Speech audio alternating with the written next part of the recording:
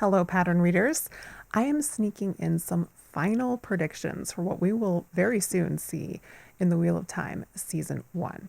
I haven't seen any episodes yet. I have been speculating pretty much since filming began about what we will and won't see in the season. I've used all of the available information we have about the production to make educated guesses about how the books would be adapted to the screen.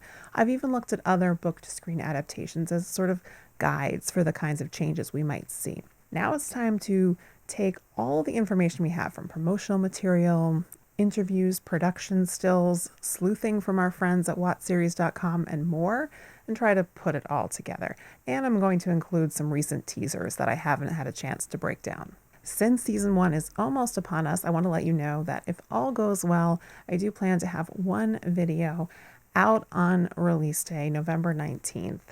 And that will cover one aspect of episode 1. And then I will work as hard as I can to get out 3 more videos to fully cover those first 3 episodes over the course of that following week. I was not able to get any early screeners as I had hoped. Bear with me a little bit as I try to work and get content out as quickly as I can. If you want to watch the show and you're not currently a subscriber to Amazon Prime, that's the way to watch it. So if you're thinking of subscribing, all I can say is I highly recommend that you let Wheel of Time be the first thing you watch. And that's something that actually can help the show. That's the kind of thing that Amazon does care about. Now to get to the predictions. This video will contain heavy spoilers for The Eye of the World and rather minor spoilers for New Spring and The Great Hunt. It also includes a little bit of discussion of events at the end of the Age of Legends. And of course, there's potential spoilers for the show if my predictions should at all turn out to be correct. Use your own judgment there. Either way, it should be fun to see how much I get right and wrong. Episode 1, Leavetaking. This first episode is the one we know the most about. We've actually been given the first 1 minute of the episode. Starting this way may be unexpected, but it does center us in Moiraine's point of view, and it is an expedient way of filling in some essential knowledge for the audience. I wouldn't expect voiceover to be used so heavily throughout, but Rafe did hint at using the idea of prologues for scenes unconnected in time or space to the main narrative. This might be an example of that. I would guess these scenes of Moiraine and Lan's leave-taking are a flashback to the last time they were in Valon. A big question I have is whether or how much additional voiceover they will use to fill us in further before cutting to the action. I also wonder if voiceover might be used at the beginning of other episodes or with other flashbacks. At some point in the episode, surprisingly, we see some of the Red Aja, including Liandrin. The interesting thing is that the others behind her are not ones we're familiar with from the hunt for Logain, which made me wonder if this will be early in the episode when we're still with Moiraine and Lan on their journey. I can also imagine a search montage leading into Lan asking where next, and Moiraine saying these lines about the 2 rivers. The old blood runs deep in those mountains. Let's hope it's prepared them for what's coming. From there, I think we can leave Lan and Moiraine for a while and start meeting our 2 Rivers characters. I'm torn as to whether they will cut first to Rand and Tam on the road to the village or else Egwene's Women's Circle ritual, but I'll give the edge to Rand and Tam. I think that will give us some hints of the unease and dark rumors, perhaps even give us a glimpse of a fade. Rand might be jumping at something here as he knocks this arrow. I can easily imagine Egwene's name being raised, which would lead us to the ritual scenes and Egwene being welcomed into the women's circle. Before we see the next part of the ritual, there could be some scenes in between, perhaps an introduction to Mat or Perrin. We haven't been given much in the way of hints of these, but given some general knowledge, I do expect a scene of Mat's home life, so we can understand why his parents are not good role models. And if the rumors in Harried are true, then I imagine we will see something of his forge and Layla. I'll just mention here that Marcus Rutherford did comment on his wedding ring in the show, so that certainly gives some more solid weight to these theories. Back to Egwene, we'll see Nynaeve push her off the cliff. Before that happens, I expect a conversation about Egwene becoming her apprentice and Nynaeve believing she could listen to the wind. After the fall, we see Egwene gain control as she floats downriver. We'll certainly have some scenes on the village green. For instance, this conversation between Rand, Mat, and Perrin as they have a drink outside. At some point, perhaps they move inside, so we can have Egwene's entrance following her ritual. I also expect some scenes among the villagers at large about dark rumors that have people on edge. It seems this evening of Winter Night is when we will have rain, and it is when Lan arrives to announce Moiraine. We were given much of this scene, but clearly there have been some things removed, perhaps other conversations not centered on Rand. At some point this same evening, after people have gone to bed, it seems Egwene and Rand have a very adult encounter in the common room. Afterwards, they seem to discuss what happened with Nynaeve and the ritual, as much as Egwene is allowed anyway. This should show some of the tension between the different things that Egwene wants. This scene of Perrin, possibly in his forge, seems like it might occur on Winter Night as well because of the rain. If that is right, maybe we will see more of Layla then as well. The next day, Beltane, would be when Moiraine looks around the village. We should also get any Padan Fain scenes here as well, including one with Mat. I expect also to see more of Moiraine interacting with each of the main players in the village, and apparently there will be a scene with Egwene and Tam. At some point, Lan seems to find these dead sheep, hinting at more threats. We'll have scenes of Beltane celebrations, including dancing and floating lanterns in the river, and at some point I expect these will be interrupted by the Shadowspawn attack. My best guess for how Nynaeve ends up killing a Trolloc in the ritual pool is this. After she and Egwene are seen defending themselves, she leads one away from Egwene, and it chases her through the woods. She hides in the pool and lures it to its death, after which we get the epic braid flip. Perhaps Rand and Tam left the celebration early, and I wonder if this scene of Tam, probably talking to Rand, occurs before they are attacked on their farm. The sword makes its appearance, and Tam is injured. It looks like Rand might kill Narg with this bow rather than the sword, and then he carries Tam into the village on Bella. Egwene and Meryn have to cope with the destruction in the wine spring. I won't be surprised if Bran al'Vere doesn't survive this night, among many others. I again expect to see Perrin fighting in his forge, Mat may be somewhere in the village. Ultimately, it would seem Moiraine and Lan turn the tide and put an end to the Shadowspawn. The next morning, the village must cope with the destruction, the dead. Tam does appear injured, so perhaps we get a scene of Moiraine healing him. Nynaeve isn't seen here, but she could easily be busy healing people. The rest of our main group gathers, and it seems Moiraine explains at least some of why she is there and why the Shadowspawn are there. She tries to convince them to leave with her. And ultimately, we see another army approaching. It is decision time. They must leave, and perhaps immediately. I don't expect characters like Nynaeve or Meryn or Tam to be around to see them off. And I expect the episode to end right about this point, that the decision is made and the Two Rivers is behind them. Episode 2, Shadows Waiting. There's no way to be sure, but my hunch is that any scenes like these that take place once they have left the village behind will be in the second episode. I am guessing that fairly early in the episode we will have the scenes in Tarn Ferry. I think we will see that Shadowspawn are following them. It seems the group encounters this group of White Cloaks on the road. And also we will see Aemon Valda's treatment of this poor Yellow Sister in this episode as well. So we'll understand how dangerous they are. There could be any number of travel scenes. And we know now that Perrin encounters wolves for the first time in this episode as well. I'm guessing there will be some unusual interactions, but not full-on communication yet. At some point, the Shadowspawn will catch up with the group and they will have to fight. This is when I think Moiraine will be injured. From there, Lan and Perrin will have to take turns carrying her on their horses. Moiraine is certainly injured as the group arrives in Shadar Logoth. It seems we get some scenes of the group resting. But then, the four from the Two Rivers also do some exploring of the city. Mat will take the dagger. I suspect we will not see Mordeth, but we definitely do see Mashadar, and then everyone has to flee in their own way. I think we'll have Perrin and Egwene jumping from the walls into a river. Rand, it seems, doesn't want to leave without the rest of them, and Mat has to convince him to. And Lan would have to carry the injured Moiraine out of the city. It also seems that Nynaeve catches up to Lan after they leave and demands answers from him. Episode 3, A Place of Safety. It's hard to determine where the break between episode 2 and 3 will be, but since I'm guessing, I think this shot of Mat and Rand overlooking Shadar Logoth will be in episode 3. We also know they make it as far as Breen's Spring in this episode, where they meet Tom performing at an inn. Based on these shots from the trailer, I think this is where Mat will see a dead Aiel. And then later it seems in the same place Mat is threatened. It looks like Tom might have to come to his rescue, so I'm guessing it is a dark friend that does the attacking. My best guess is it will be Dana, played by Azuka Hoyle, but of course it could be someone unknown, maybe even Steve. We know that Perrin and Egwene meet up with the Tinkers in this episode.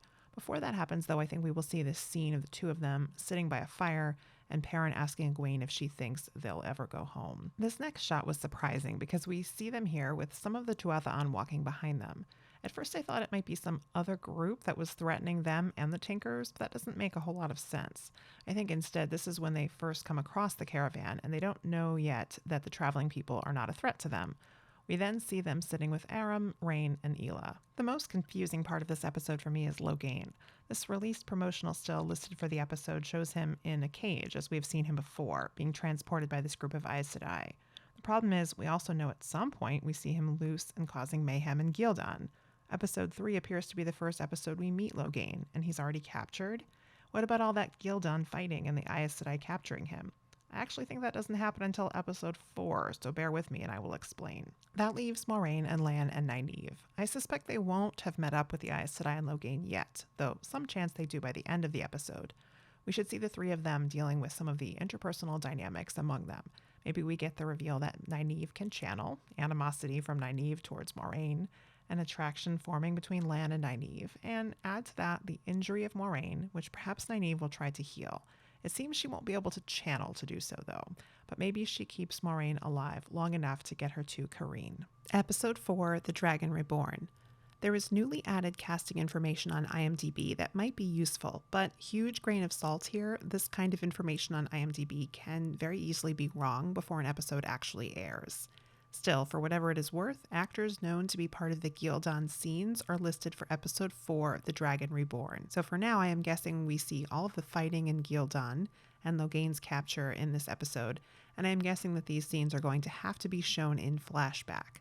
The location of Gildan on the map, out of the way of the main group's path, might be the primary reason to show it in flashback, but why bother showing these scenes at all? I'm guessing in real time the Aes Sedai are debating about him. Should he be gentled immediately?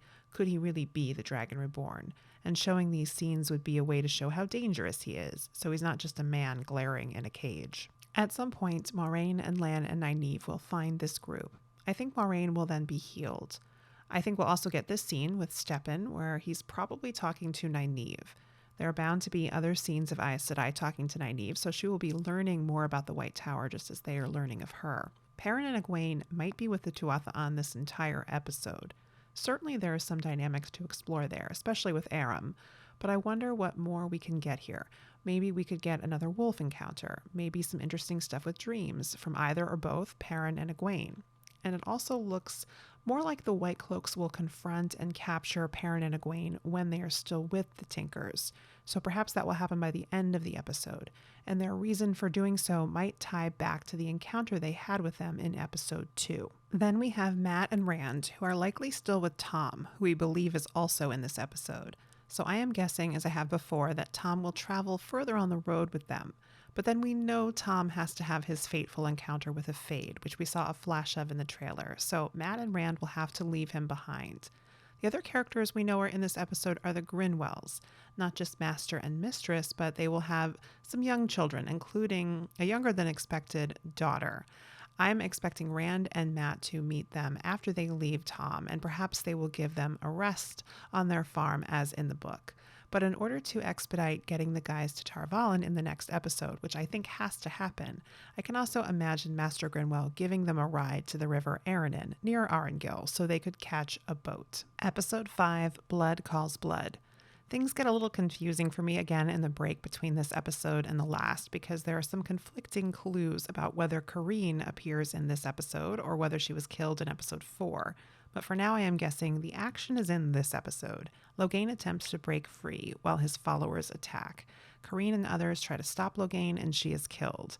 And that would be followed by this burial of the people killed during Logain's attempted escape, and we would also see Stepan grieving for Kareen. It seems likely he will disappear after that, maybe attempting to avenge Kareen further, and we won't know what happens to him. This is also listed as his final episode of the season.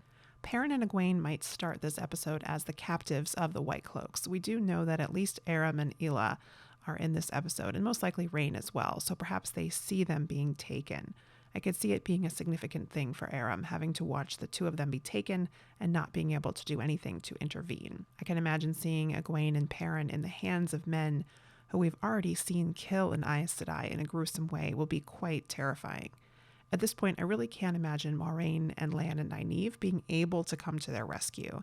I suspect those three will be heading off to Tar Valon with the Aes Sedai and Logain. Plus, it looks like Nynaeve and Egwene reunite in the next episode. So I now think maybe Perrin and Egwene managed to escape with the help of only the wolves. I would love for that to be the moment when we first see Perrin's eyes change. Rand and Mat should be arriving in Tar Valon in this episode. I won't go so far as to say the boat that might take them there would be the Spray and Bail Domon its captain, but that would be a lovely surprise. And I could even be wrong, and maybe there won't be a boat at all. But it is harder for me to imagine the Grinwells taking them the whole way. In Tar Valon, they will meet Loial, and I expect the inn they are staying at to be run by Basil Gill. Episode 6, The Flame of Tar Valon. In this episode, we should get the bulk of the Tar Valon scenes. As Logain is brought into the city, he'll see Mat, and I'm going to assume Rand as well. Moiraine and her party will go to the tower and be expected to appear before the Amyrlin and the Sitters. We now know that Nynaeve and Lan will accompany her into the tower, and it seems Egwene will be there as well. I'm guessing the White Cloaks will have brought her and Perrin close enough to the city that after she and Perrin escape, they'll be able to make their own way there. I can see Egwene wanting to go straight to the tower to try to find Moiraine, and I can also see Perrin with his newly changed eyes refusing to go with her and heading to an inn instead. Hopefully this is how he and Rand and Mat reunite. Following this scene in the hall with 30 women, where Moiraine and Liandrin and Alanna and the others will likely have to answer for what happened with Logain, it seems Moiraine may have to face the hall alone. Will she have to swear another oath? It seems possible. I wonder if she will flash back to swearing her original oaths in this scene as she does so. I also wonder if we will see Logain gentled in this episode as well. Because this is the only episode where we are confirmed to have Sophie Okoneto appear, it seems we might also get this other scene of Swan dressed less formally outside of the hall. I like to think this will be her chance to speak to Moiraine privately, although I think this part of the back of a head and the earring we can see here more likely belongs to Lyanna. I also expect some Swan flashbacks in this episode, including her as a young girl in a fishing village in Tyr, along with a man who has been cast as either her father or uncle. We've also been given a glimpse of Swan with her hair down, and I would bet this is a flashback of an intimate moment she shared with Moiraine. What I am expecting is that Moiraine will be forced to leave Tar Valon without official permission, but with some degree of knowledge by Swan, and this might be something that comes back to bite Swan later. Swan might at least allow Moiraine to leave the tower with Nynaeve and Egwene, and this is something that would likely anger other Aes Sedai. If Moiraine and Nynaeve and Lan follow Egwene back to Perrin, the whole group would then have a chance to reunite and discuss what they must do. If, in a similar fashion to the book, they discover the threat to the Eye, they may decide to sneak out of Tar Valon and let Loial guide them to a waygate, where they won't be discovered by Aes Sedai.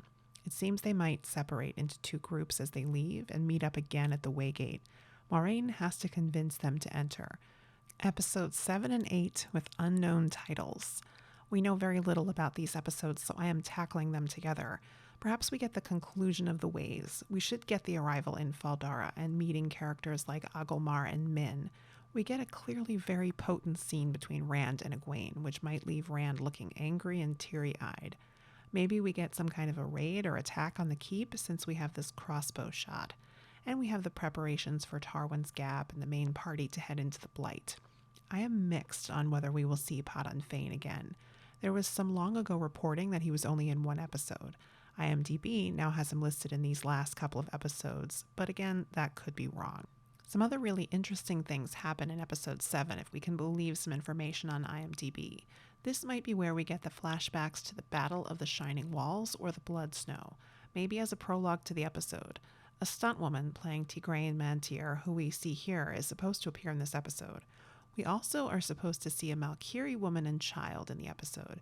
It could be that they're just in Shinar and recognize Lan, and maybe we get some flashbacks to show Lan's history.